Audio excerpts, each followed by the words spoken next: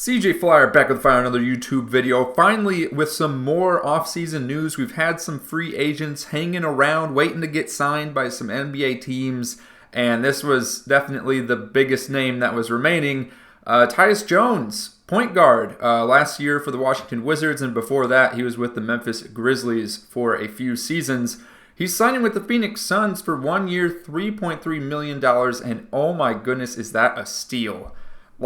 Quite literally a steal. I mean, the Suns, going into this offseason, obviously their two, or I guess three biggest problems that they had after the first round exit in the last season to the Minnesota Timberwolves. One, they didn't really have a true point guard on their team. They had a lot of Devin Booker, Bradley Beal sort of running the point, if you will. And then two was the lack of a quality big man. And then three, I would say, is just the injury issues that they've had on the roster.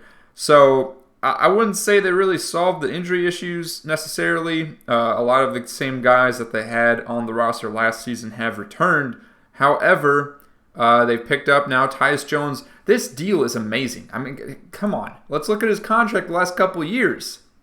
He was getting paid $14 million last year, $15 million the year before that by the Memphis Grizzlies. And then just look at his stats. I mean, they speak for themselves. 7 assists per game with the Wizards. Now, granted, could be like a good stats, bad team type play. But if you look at the couple years prior with the Grizzlies, he's averaging around 4 to 5 assists per game, only averaging 20 to 25 minutes per game. So not bad, especially considering this team is, they have a star point guard in John Morant. That is like their best player on their team. He's got the ball in his hands most of the time. So Tyus Jones coming in and getting these stats despite there being a superstar point guard on the team already. I mean, that's just outstanding. Look at his three-point percentage the last 3 seasons. It's, well above the league average. And again, those assist numbers with a steal per game. And his turnover numbers are, I would say, fairly low considering the assists, and the usage. So, yeah, the only reason he wasn't considered for Sixth Man of the Year this past season was because he was starting for a depleted Wizards team. So, I mean, great pickup by the Phoenix Suns on the low. I mean, that's incredible. Obviously, a 1-year deal because I think he's worth more than what he's getting paid this upcoming season. It's just the market's not there for him right now with all these other players getting crazy deals and teams trying to figure out the whole first apron, second apron business.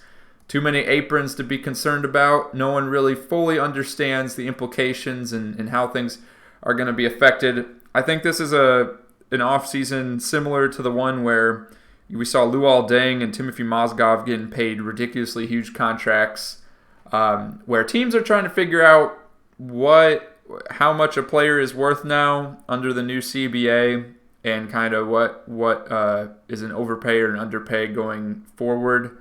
So yeah, it's going to be interesting. But yeah, the Phoenix Suns, they got better. The whole West is just getting better, and it feels like we say that like every year for the past 2 or 3 seasons.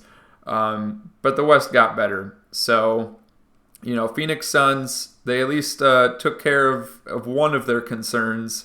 As far as the bigs are concerned, they brought back Nurkic, they brought back Bol, and then they got Mason or Miles.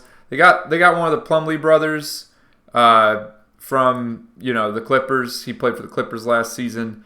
He's okay. I mean, he's a good rotation big. At least they got another 7-foot guy on the roster. So, all in all, with a little bit of luck with the injuries, the Suns, dare I say they're a contender, but, I mean, they got a solid team. So, let me know what you think in the comments down below.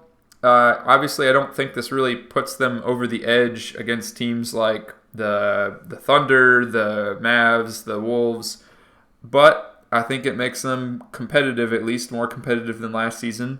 And perhaps they'll perform a little bit better. Maybe make it to the second round at least.